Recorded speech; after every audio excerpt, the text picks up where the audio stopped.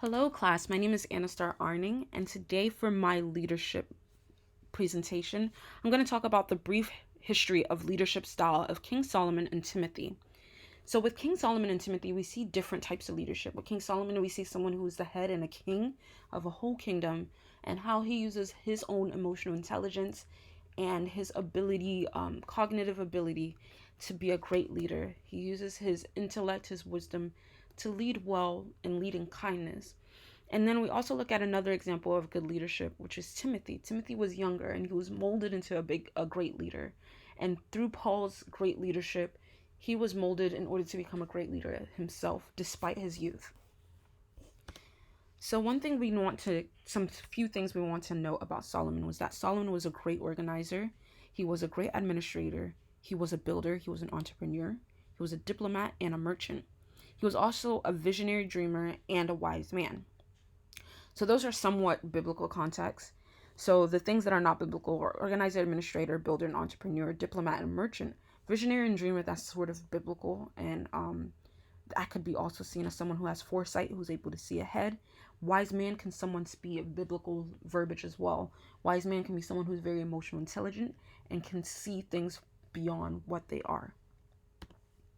Timothy was spotted very young. He came from a difficult family background, and he was a young leader developed into a bold leader. Despite his youth and his family background, Paul saw the greatness in him and was able to mold him into greatness, and he was able to take on large tasks and be greater than what was expected of him despite his age, because Paul saw beyond his age, saw his personality and what he was capable of within his mind, and not just his age or his physique. Solomon was one true sign of a healthy leader. He can be seen in the way that he was able to organize people under his leadership. And in the Old Testament, in the book of First Kings, Solomon was shown recruiting people to be a part of his core leadership group. So in First Kings, Solomon was able to organize someone to be his priest, the two people to be his secretaries, someone to be the recorder, a commander-in-chief, priest, and the people in charge of the district governors. He had priests and the advisor to the king, a palace administrator, and those in charge of the forced labor. And this was all in 1 Kings 4:1-6. Solomon was also a great administrator. Solomon showed administration skills when he divided the nations of Israel into 12 districts. Solomon had 12 district governors over Israel who supplied provision from king and the royal household, each one to provide supplies from 1 month to the year. There are many names, and all those names and all those people were in charge of each district in which he divided his kingdom to. And this allowed all the districts to have great organizational skills. Everybody had people in charge, sort of how most towns are divided into mayors who are in charge, or so the mayor's in charge of a town, and etc., etc. But right now, Solomon was the king, which could be mirrored to being the president in his time. Besides that, Solomon, one of the key things he was known for was having really good judgment. Judgment can be seen as someone who's a good judge or has good emotional intelligence to be able to see past a situation. So from the first book of Kings, chapter 3, to the Bible, this story exemplifies the wisdom of King Solomon. There were two mothers, and in the Bible it says that there were two prostitutes who came from the kingdom and stood before him. So maybe they weren't prostitutes, but in those days, whenever a woman had a child out of wedlock, or a woman had a child and was not married, in those days she was seen as a prostitute. So from the first book of Kings, chapter 3, this Bible exemplifies the wisdom of King Solomon. Two mothers were living in the same house. Each, the mother of an infant son, came to Solomon. One of the babies had died, and each claiming the remaining baby or boy was his own. Calling for a sword, Solomon declared his judgment that the baby would be cut in half, each woman to receive half. One mother did not contest the ruling, declaring that if she could have the baby, then neither of them could. But the other begged Solomon, "Give the baby to her, just don't kill him." Solomon declared the second woman the true mother. He was emotionally intelligent enough to realize that a mother would not give up their own baby, even if it was necessary to save the life and give the child to another. So the true mother was willing to give the child to another to save his life. But the woman who had spite because her child had died wanted the child to be cut in half because she felt like if I can't have my baby, no one should.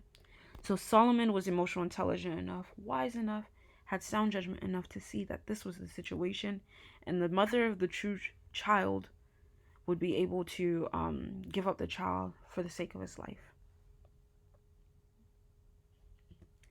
So now we have Timothy. Timothy was spotted young and came from a difficult background. So Timothy was spotted young by Paul when he was in his mid to late teens. He was still described as a young 15 years later when Paul wrote his first letter. Yet Paul did not hesitate to bring him into his team and start giving him responsibility right away. I believe it is essential in our day that we make room for young people in our leadership ranks. Knowledge and technology are multiplying so fast that we older people are not able to retrain and keep them. He was not put off from Timothy's difficult background. Timothy came from a mixed marriage. His mother was Jew and his father was Greek. That was unusual. When Paul speaks about his family in the second letter, he talks about Mother Eunice and his grandmother Louise, basically not mentioning the father. So it could have been he came from a lineage of single mothers. He says nothing about his father. We don't even know his name. It is the received wisdom today that a disadvantaged child is awaits in a problematic adulthood. So someone who is disadvantaged enough not to come from a two-parent household is usually seen to have a problematic adulthood. But we cannot deny that this is true in some cases. But in this case, Paul was able to see past that, and Timothy still strived. So Timothy was put in charge of his own task and large assignments despite his youth. Timothy had apprenticeships with Paul, and from his teams, he traveled with him as part of the team. It was a well-tried way of bringing a person to maturity. Paul went further. He sent Timothy on missions on his own with companions. There he developed his own initiative. He took part of active preaching in Thessalonica, all apart through the riots, and he accompanied Paul to Berea, where people were more responsible and open to searching the scriptures. It was not surprising that Paul left Timothy behind there to carry on the good Bible work when Paul was obliged to withdraw to Athens. At Paul's request, he lost no time in joining him to Athens, where he heard the great sermon of Mars Hill. From there, he was dispatched on an important mission to strengthening the Thessalonians who were suffering under persecution. When returned to Athens with his report, he found out that Paul had already moved to Corinth. He caught up with him, and he was in his presence. The news had been brought and gave Paul new life. Timothy joining in preaching Christ crucified in the great wicked city. So Paul was able to catch up with all of this and help Timothy. And Timothy caught up with Paul and became a greater leader than was expected, because at a very young age, he was pushed to do things on his own, given great assignments on his own, and given his own team so that he can take them on hand and take them on task to fulfill whatever assignments were needed of him. Timothy also was introduced to elders, and they gave them his backing. So there is a problem with the old relating to the young and vice versa. It is serious in many parts of the world. Where historically age has been greatly respected, we don't want to lose this wisdom and experience of age. How do we marry the two? Paul took steps to see that Timothy's career had the involvement and the approval of elders. He had to take initiative to bring that about.